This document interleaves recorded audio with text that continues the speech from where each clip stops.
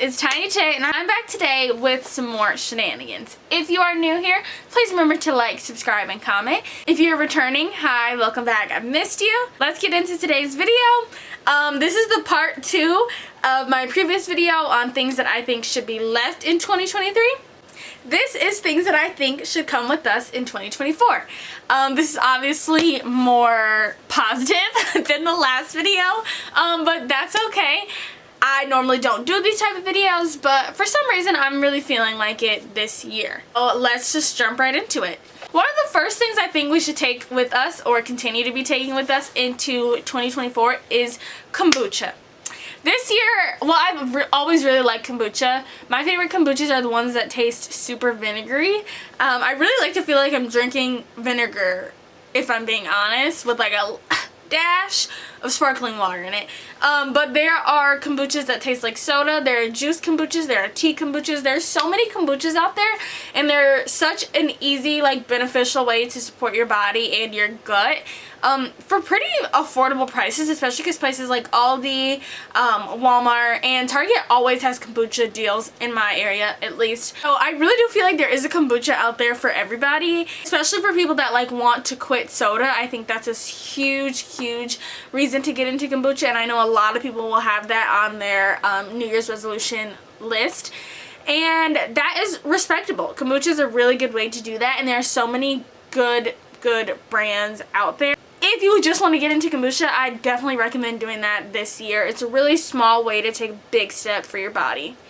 The next thing that I think we should take into 2023 with us is reading. And by reading, I don't mean like, oh yeah, I read for school or I read an article online. I'm meaning reading books for pleasure, just enjoying reading. This year I really got back into reading and I loved it so much, and I have found such peace in it. I used to read a lot in high school, but then when I got to college I had to read an extreme amount, and I fell out of love with it. Reading really became annoying more so than enjoying, because I had no other choice but to read or I was going to be failing my test, and that really adds like an additional layer of dislike on top of it. But I know like a lot of my friends in particular have really gotten back into reading this year, and I don't remember what my reading goal was this year. Maybe I'll do a video going over if I met my goals this year, but I did have a reading goal this year, and whether I met that goal or not, I still read for pleasure, and I still read when I had time, and I still enjoyed the things that I read. So for me, that's more important than necessarily meeting that goal, but still just doing things that I enjoy. For me, I like to read before bed because it makes me sleepy, and then I know for a fact that every day for 20-25 minutes I am reading a book and getting further in something that I enjoy or don't enjoy, because there were some books that I didn't enjoy this year. I should really just take it to that next step in reading. I know a lot of y'all are on Book Talk, and I know a lot of y'all have a long to read list, so let's tackle that going into 2024. Another thing that I think we should absolutely be taking into 2024 with us and should continue to improve on is the maxi skirt trend. When I say the girlies are eating up this trend, I love it. I love seeing y'all in maxi skirts. I love how you style them. I love how cute they are. I love the denim, the leather, all of them. I really feel like this past year, I feel like 2022 we kind of peaked at the mini skirt, which I'm still a mini skirt girly forever, but I do have short legs, so maxi skirts don't, I don't know, maxi skirts sometimes go to my ankle and I'm like, it doesn't give, right?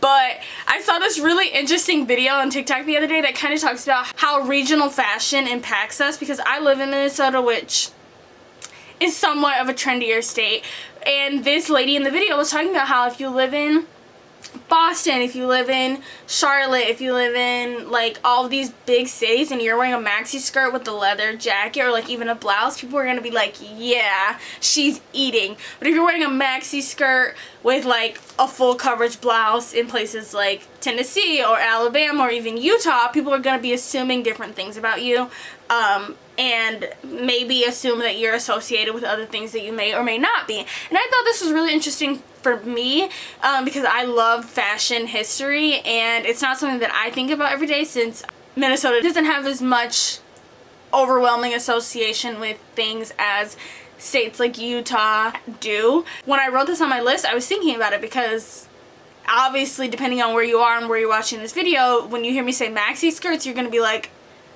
the things they wear on the Duggars, like, you're not gonna be seeing the same maxi skirt idea that I'm seeing, and that's totally okay. The next thing on the list is the quilted bags. I know Lulu has a quilted bag. The Free People quilted bag went viral. That was actually one of my favorite quilted bags of this year. Anthropologie has one as well.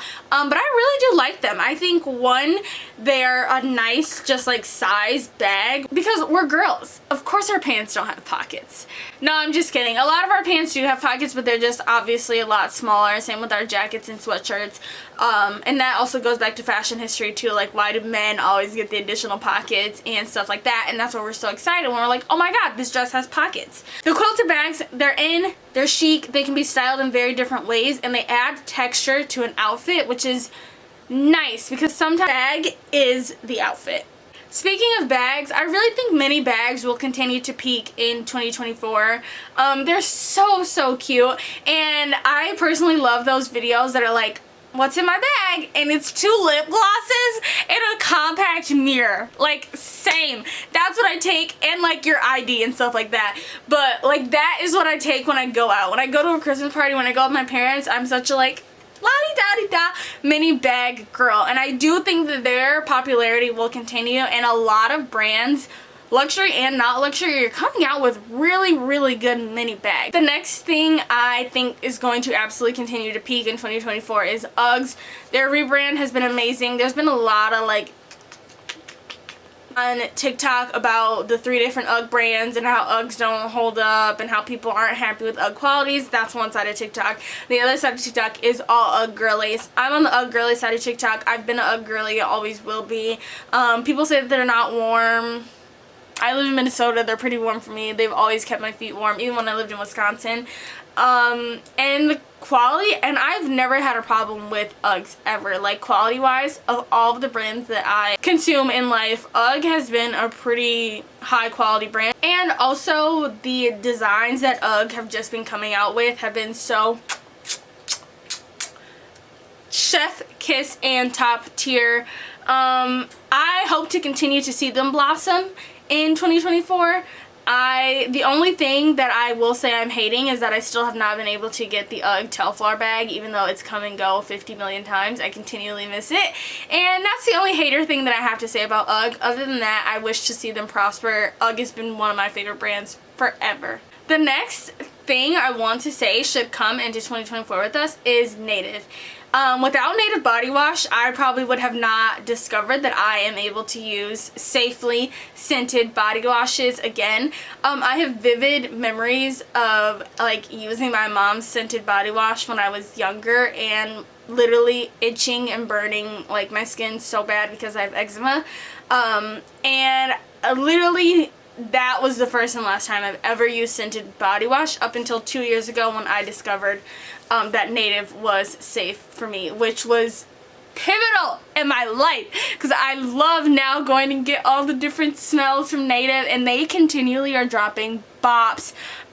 They have a Girl Scout collection out right now, which is so fun, and a lot of them smell better than people are expecting. I ended up with the peanut butter and the shortbread. Even though I don't like either of those cookies, they both just smelled so good. The shortbread almost smelled like creamy, like strawberries and creamy. Just give Native a chance. Native also has safe sunscreens. I will say they do leave a white cast, but like most sunscreens, it is what it is. And with like lotion sunscreen is more protecting than the like sunscreen sticks. So for me, I will be picking Native as they have great ingredients. They also have scented sunscreens. I don't like their scented ones though. But like overall, from the products that I've seen from them, chef's kiss. I will continue to be supporting them into the next year. Also, I love their little pocket deodorants. I have hyperactive sweat glands, so for me, clutch. Literally can fit inside of a mini bag and inside of a little belt bag, which you can't beat. It also can fit inside the like inner breast pocket of your jacket, which is super nice because it's sly. You can just go from your pocket to your armpit. So I'm a big fan of Native, and I really love their Christmas scents this year. I'm hoping that they come out with a gingerbread one next year. Something else that's popped off in 2024 and I hope to continue, and honestly I wish I would have gotten to see them but I didn't, was the Jonas Brothers. The concert tickets were a little out of my price range, but my friends went, so I basically got the Snapchat concert for free. They have been doing great. I'm pretty sure Joe got divorced this year, or like announced a divorce. But overall, like band wise, they have been thriving, and I'm so happy to see that. I wish more bands from my childhood would go on a tour where basically they like re-go over all of those like main albums and then still have their own new albums. I really wish Miley Cyrus would do this, and then I also saw a TikTok the other day saying the Cheetah Girls should do this, and I absolutely agree with both. And then the other day I was talking to my mom about Allie and AJ and how Potential Breakup Song was literally like peak life for me, and she's like, you didn't even know what they were talking about. I'm like, I know, but it was trendy, right? Like, it was a bop at the time. I was young and just like obsessed, and I just wish more bands would do that. But since the Jonas Brothers are doing that, they've been doing a great job. And I'm happy to see them thriving. It really makes my childhood Taylor happy. The next thing that I would like to see continue to blossom in 2024 is thicker eyebrows. Until like 2 years ago, I was a thin eyebrow girly. Like, I love myself with thin eyebrows. All my friends would tell me how much they loved me with thicker eyebrows. I'll insert a picture here so that you guys can see. And I hated thick eyebrow Taylor, but then I got my eyebrows done very thin again, and I almost like was shocked with myself because I hadn't seen myself with thin eyebrows in so long. And I also feel like thin eyebrows are a staple of like the 90s and like that pop culture girl group vibes. But I'm not gonna lie, if some of my favorite 90s girlies were to grow their eyebrows out a little thicker, I think they'd eat. Like Gwen Stefani with thick eyebrows, Christina with some thick eyebrows, like, I'd like to see it. And I think that in 2024 we just might see it. Fingers crossed. Last but not least, we have some 2023 honorable mentions. Our first honorable mention is gonna be the Grimace shake. McDonald's released a purple shake for Grimace's birthday, and if you weren't on TikTok during that time, you missed out. There was all these TikToks that basically creators made about dying from the Grimace shake, and it was hilarious. There's so many good ones out there. If you haven't gone through that rabbit hole, I encourage you to. The next honorable mention is whoever is running the Duolingo TikTok page. That's it. That's all I'm going to say. If you don't know, go look. Next, we have Beyonce and Taylor Swift. Obviously, Beyonce is on the Renaissance tour right now, which has created massive creation on TikTok. And with Taylor Swift, and Beyonce came to Taylor Swift Eras movie. I'm not a huge Swiftie girl, but I did used to like Taylor Swift back when she was a country girl. And that just made my heart really happy for the both of them. Our next honorable mention is the return and health of Kelly Clarkson. I know she was never like unhealthy. I watched everything, obviously not literally watched, but as she was going through her divorce, and she openly talks about how hard that was on her and how she is now moving to NYC for a fresh start. I love watching her TV show. She also did one of the best covers ever of a Billie Eilish song, Better Than Ever by Billie Eilish, which if you haven't listened to it, please go listen to it. It's one of my favorite covers ever. But I just love Kelly Clarkson. I think she's a really unproblematic favorite, and she deserves health and wealth, and I want to continue to see her grow in 2024. That is all I have for things that I would like to see continue to thrive in 2024. I hope you guys enjoyed this video. Thank you for watching. I love you guys. Please remember to like, subscribe, and comment. See you in the next video.